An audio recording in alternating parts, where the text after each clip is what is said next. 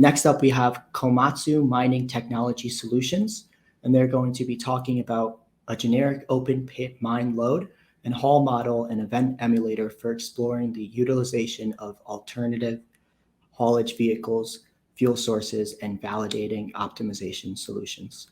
Please welcome Kyle Everly.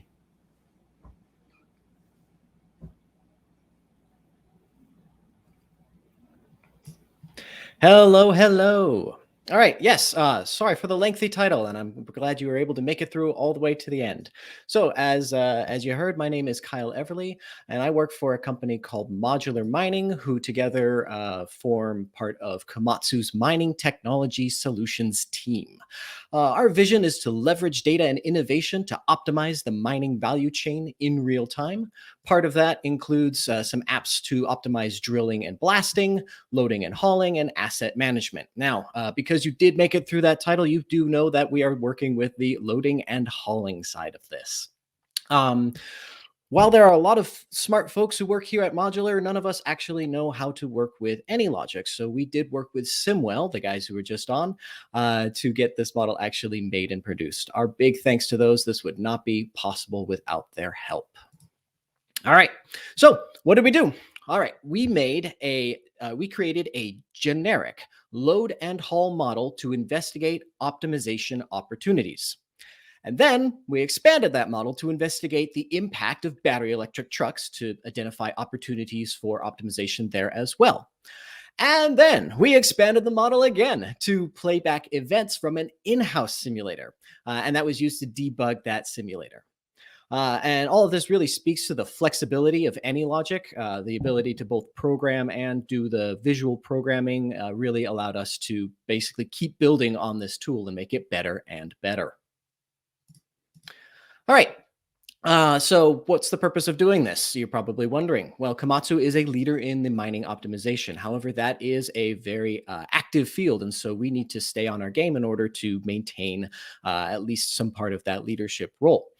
To this end, we basically designed this model so that we could investigate the places where we can further leverage optimization. Now, most of you are probably not mining engineers, so I'll give an overview of what goes on in a mine. Basically, it is moving material from a source to a sink. In a mine, that source is shovels, and the sinks are dumps or crushers. Now, dumps are just places where you move material to get it out of the way. Crushers are things where you move material that is then processed and eventually turned into profit. Now that material is moved, starts at these shovels, which are building-sized machines that dump hundreds of tons of material into these trucks. And then these haul trucks will move that material to the source, to the sinks. The process that they follow while moving the material is first they'll get loaded, then they'll travel loaded, maybe stopping at intersections or for hazards if they need to.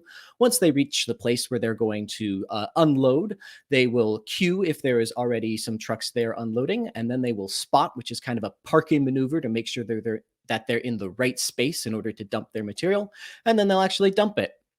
At this point, they will usually have the option to go do some non-productive activities if those are needed. So that's maintenance or shift change or fueling or things like that. If they are not doing that, and this is the majority of the time, they'll go right back to one of those shovels to load up and start that process over again. All right, so now you're mining engineers. Use this information very carefully. Okay, so the way that this model fits into our environment is as follows. As a company that works with a lot of different mines, we have access to mining site data. We have a tool that can extract that data into something we call a scenario file. Now, this scenario file has a lot of details in it, where the trucks are, where the shovels are, where the roads are, what their shapes are, the elevation of those things, dumps, crushers, even the materials in that mine. It's a very full, complete scenario of the mine.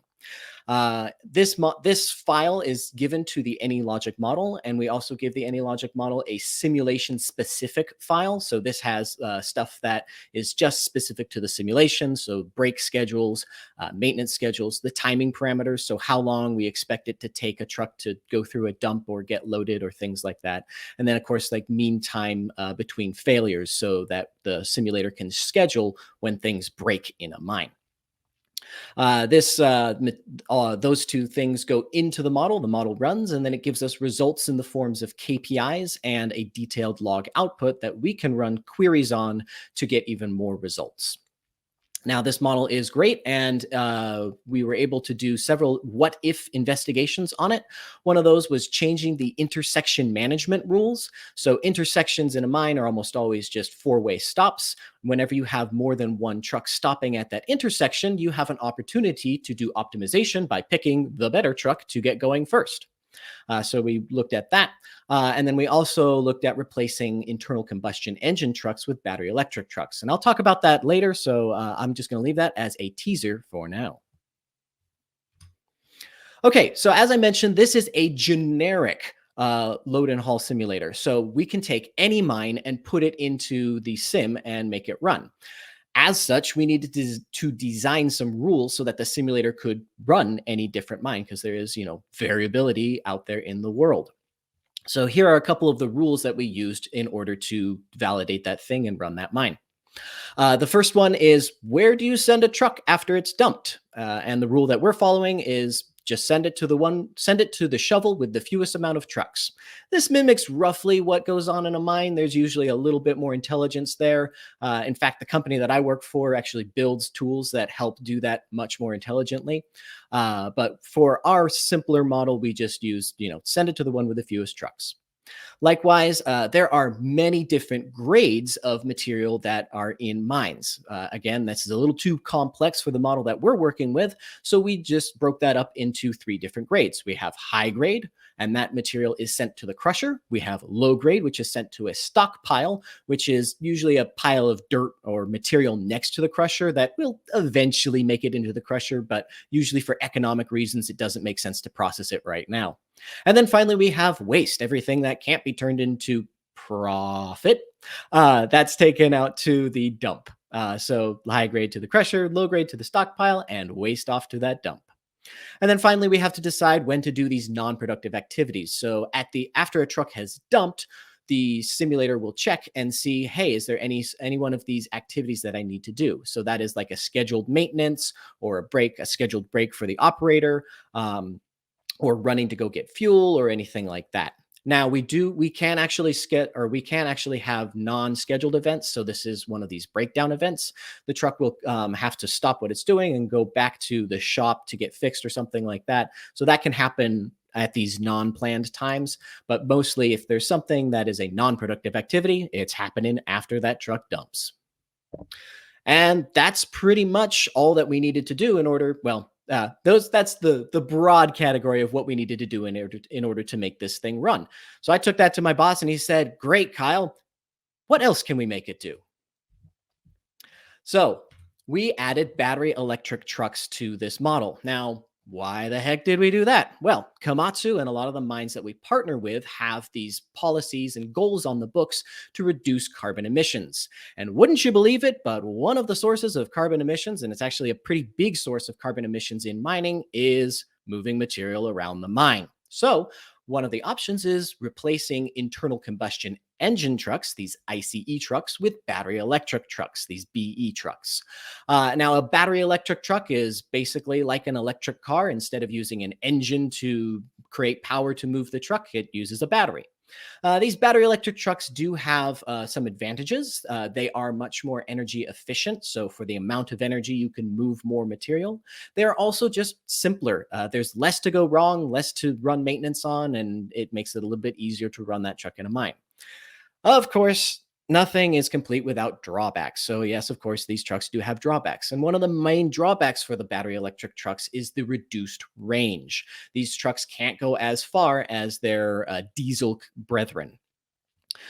So the primary, one of the ways of combating that is obviously charging the trucks up. But another option is these things called trolleys. And you can see a picture of one of these on the screen. Now, a trolley is basically a set of energized wires that hang above the road that the truck can use to charge while it is traveling on that road. Now, if you set things up and you're in theoretical world, you can get this truck to basically go forever without having to stop and recharge.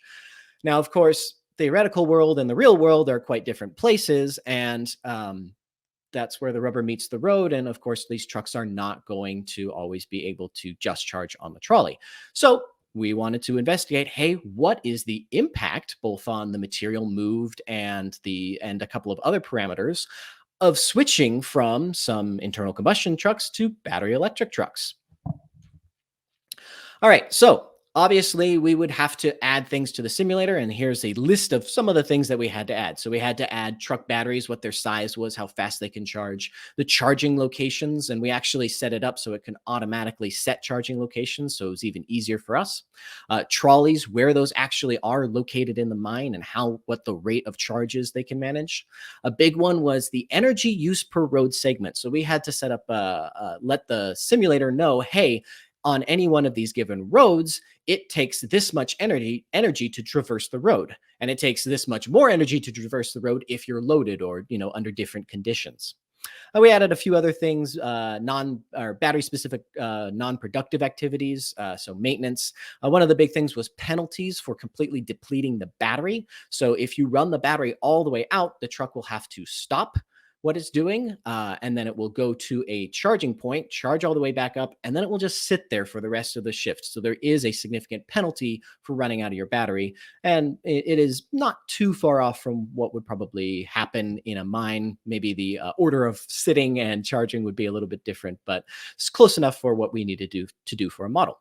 We also looked at adding peak and off-peak times, or we did actually add peak and off-peak times, so you could see what the impact was of charging during a peak time versus off-peak times. This is for a mine, obviously has to get power from somewhere. So if it's running from a grid, the grid might charge them extra for running during peak hours. So they might want to not charge as much during those peak hours. So you could reduce the number of bays that are charging or the number of trucks on a trolley. And then finally, we added KPIs so that you could actually track some of these battery electric stuff. And we also did increase that simulation time from 1 day all the way up to 30 days. So we could get a much longer view. So the results. Turns out, yes, swapping has an impact. And yes, there is room for optimization. And unfortunately, unless you work for Modular or Komatsu, I can't really tell you much more, but you're going to have to take my word for it. All right. So I took that to my boss and he's like, great, we should do something else with this. So we have an in-house simulator, which has no UI component. So there's no visuals, no nothing. And we needed a way of kind of validating that and debugging it. So the simulator outputs events that happened during that simulator. And we are able to take those events in and play them back using this AnyLogic model. Now, important thing to note, when this model is playing the events back, it is not making any decisions. All the movements, all the decisions are coming from the internal simulator. Another nice thing to notice is that the internal simulator uses that same scenario file as the AnyLogic model, almost as if someone was really smart and planned it that way. So anyway, this simulator has, using the AnyLogic model as an emulator has helped our QAs find some odd behaviors, whether that is a truck that just sits there for the whole simulation for some reason, or trucks like shovels that aren't getting any trucks to it, or trucks that are taking weird routes around the mine, taking the big long loop rather than the direct one. So it's been real useful for them, and they're very appreciative of it. All right, that is enough of me talking. Why don't I talk while I show you some stuff? So I'm going to do a demo of what's actually going on in the simulator. And let me get this thing going. And we do want to start from the beginning. All right. So this is the start page for our simulator. As you can see, we can choose between simulation and emulation. And then the next choice is to choose what the site is that you're actually going to run at. So I'm going to set it to TDU here for this demo. And then there's a couple of parameters that you can choose to set the simulation up as you desire. This first parameter here, well, the intersection management parameter, we're going to leave as first in, first out. We'll also leave these checkboxes unchecked because that's for the battery electric stuff. And then finally, jumping back up, we obviously, since we're not doing an emulation, we are not going to pick an emulation file. All right, and now you can see we've got a mine. So that all those little black lines are roads in the mine, and the little orange blips, those are, well, they're yellow blips. They are trucks. Now I'm going to zoom in here on the legend so we can get our bearings a bit. Each one of those trucks has a colored stripe on it to indicate what the activity of that truck is. So you could see if it has a blue stripe, it's traveling full. If it's got a green stripe, it's traveling empty, and so on and so forth. Now, each one of the trucks also has a little circle that indicates what material it's carrying. So this bright green circle would be a high grade material, and the blue circle is low, red is waste, white is empty, so on and so forth. And then finally, the shovels in this mine have similar things where we have different colors to show their states. Now you can see some trucks crawling onto the screen there, but we're going to go find a more active part of the mine. All right, so we got 2 shovels here just hanging out. I'll pause it here in a sec so we can see what the trucks are doing. So these are the haul trucks. They are much larger here in the simulator than they actually would be in the mine. So if they're overlapping, yeah, that makes sense. You can see that they got their status colors, the green empties, the blue fulls. This purple here is spotting, and he's going to go load for a half sec, and then he'll cruise off and be full. And there he goes. Now you can see there's 2 shovels here, and the shovel isn't quite lined up with the loading position. So what happens there is the scenario file has a shovel in it, and it has that location for it, but it doesn't have the location that that shovel is loading at. So the mine or the simulator actually has to go find those and connect those automatically. Now all these trucks are fine and good, but what if you want to find one of those trucks? Well, we have a quality of life improvement here where you can find either truck or a piece of location. All you got to do is type in some or even all of that truck's name, and a list comes up of options. You click that list, and it will bring you to that truck or location, and it'll even highlight it for you so you can see exactly where it is and what it's doing. Yeah, so you got that pink aura there. Now you can zoom out and follow that guy around the mine if something weird was happening with it, or you can just let him go. Now, all these trucks are nice and good, but watching trucks doesn't tell us much. So we also have these KPIs. So I'll show you those right now. All right, this is our KPI page. So up on the right, we have a general KPI for the mine. You can see we've moved 15,000 tons already. We also have what type of material is being moved. So it looks like we're moving just high grade ore today. It's all pay dirt, all going right to that crusher. And then finally on the left, we've got details about the actual units in the mine. So we've got the tonnage that each one of these shovels is moving and the average queue time that the trucks are having to spend at them. We also have the haul trucks just hanging out there. So you can see same thing about that, the amount of tonnage they've moved, the amount of queue time they've had, and the distance that they've traveled. All right, and that's pretty much it for this, the vanilla version of the simulator. We can run it at full speed, and it gets done in a couple of seconds, which is really nice if you need to run a bunch of different configurations. And yeah, that's what that thing looks like, and it runs, and we can pull our data from the end and look at our KPIs and figure out what we need to figure out by running that. Okay, so let me show you the battery electric version now. So we're going to leave all that stuff at the top the same. We're going to automatically set the charging stations and battery electric trucks. And again, we do this automatically because it's just a lot easier to let it pick automatically rather than going through that scenario file and having to work and figure those out.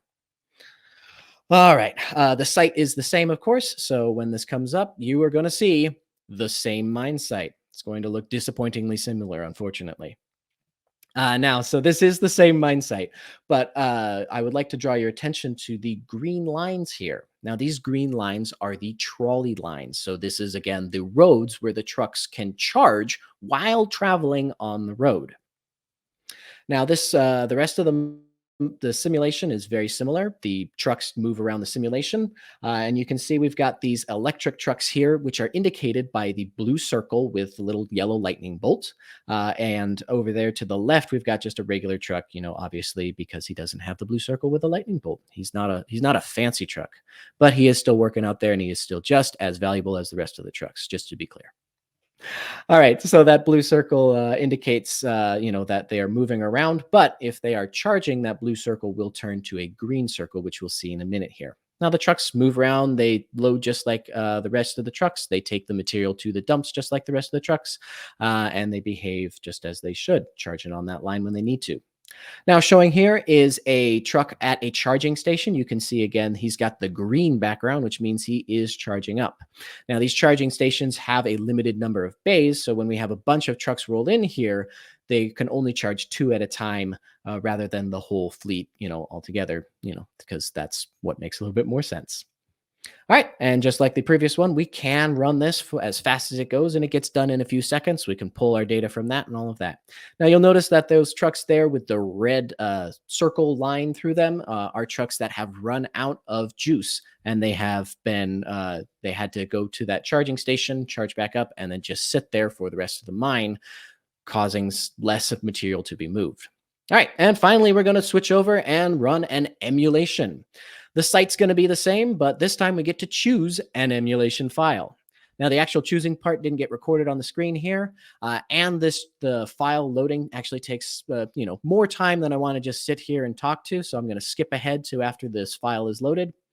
As you can see, it looks very similar to before. However, the trucks are running off of off of that file full of events. Now, again, this means that the simulator is not making any decisions. It's all just from those events. And as you can see, the trucks are moving around. They do maintain those statuses, so we can see when trucks are traveling full or empty. If you notice, there's a green truck who's being followed by a blue truck. Now, that's kind of an interesting thing to notice because you would expect all the loaded trucks to go one way and all the unloaded trucks to go another. So in that way, you can kind of see, hey, this might be useful for figuring out, oh, why is he empty? And so a QA might be able to look at that and say, well, is this a flaw with the simulator or is there a legitimate reason? Did he have a breakdown and he's going to the shop or something like that? Yeah, and that's about all I've got for showing you for this. Likewise, this thing can be run at full speed all the way to the end. And because there's no KPIs, those would have been extracted from the other one. It's less useful, but it has been useful for allowing the QAs to debug the simulator. All right, that is all I've got for you for this. So I'm going to switch back to the presentation, and I'm going to open this room up for questions. And actually, first, I'm going to get a drink.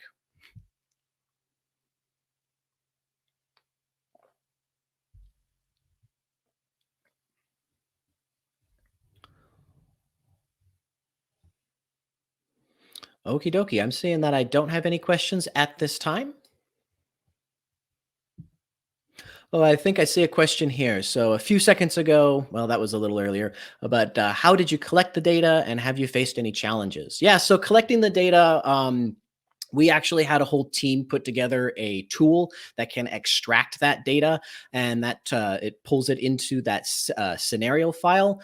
Getting that tool running was actually it's a hassle because again, everything is a little bit different. So one mine site never does things exactly as another mine site does. So fortunately for us working on the simulator, we really didn't have to deal with that much, but we did have a team working and making that nice and easy for us. So big thanks to those folks.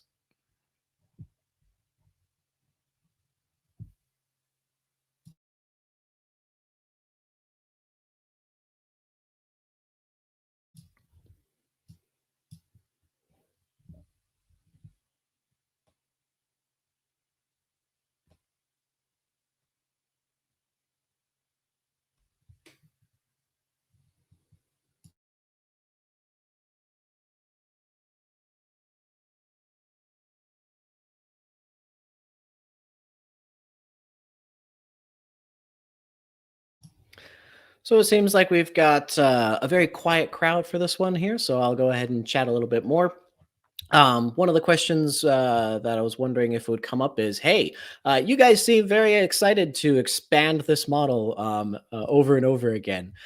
So what's next for this model? So one of the things that we were looking at doing is trying to add even more complete routing logic for the trucks. So these battery electric trucks obviously have to take different routes than maybe a standard truck because that has a lot of different movements. And so looking into doing something like that is probably what's up next. I see I do have a question coming up here. What are the business decisions you've made with this model so far? That's a great question. So we did briefly touch on that with the battery electric trucks. So running that and being able to look and see what the effect of changing some of those trucks allowed us to decide, yes, there is definitely more research that we want to do in this area. We might actually want to put in the effort to try to create some sort of optimization model specifically built for battery electric trucks. So in that way, this model has helped us make these business decisions. All right. The questions are coming fast and thick now. All right. Okay, so a few seconds ago, I saw quite many Komatsu vehicles in the mining in Indonesia. Do you think in what condition your model might not be close to reality? Weather, perhaps? Oh yeah.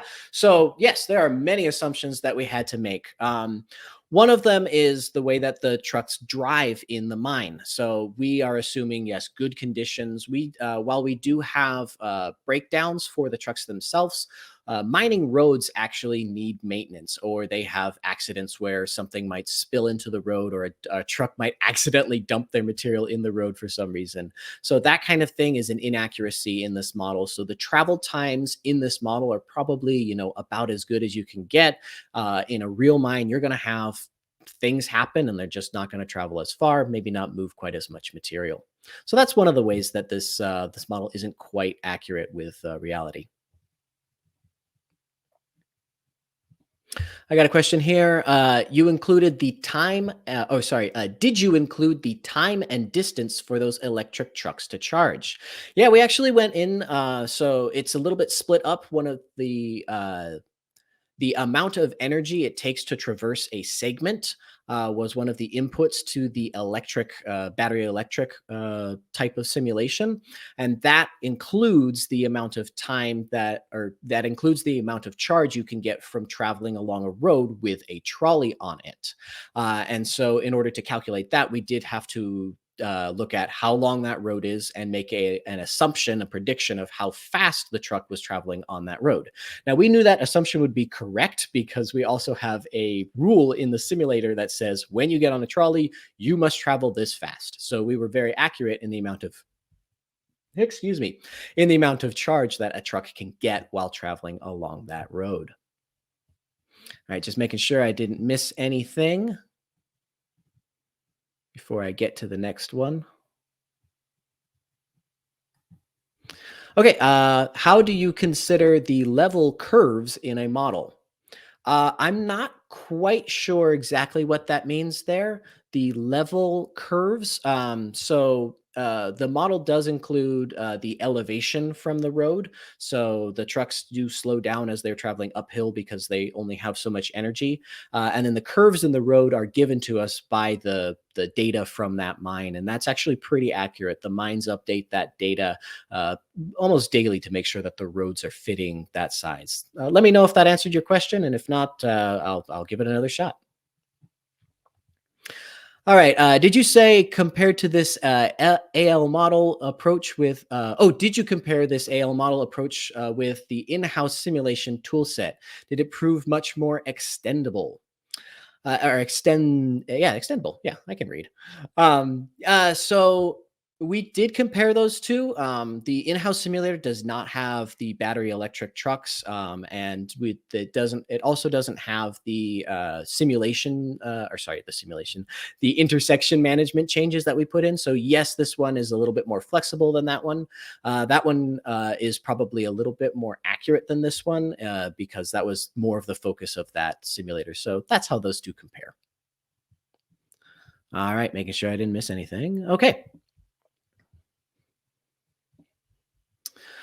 Someone asks here, how long did you work on the model? That's a good question. So I've worked on and off it a little bit, so it's a little bit blurry, but 6 months to a year. The first part took a little less than 6 months. Unfortunately, I am not good with time sometimes. So yeah, less than a year for the whole thing. It was pretty quick. Simwell, they know what they're doing. They were able to both create a model that was accurate and good, and also change course when we said, "Hey, can you do this? Hey, can you do that?" So they did a really good job of that, and we are very thankful to them.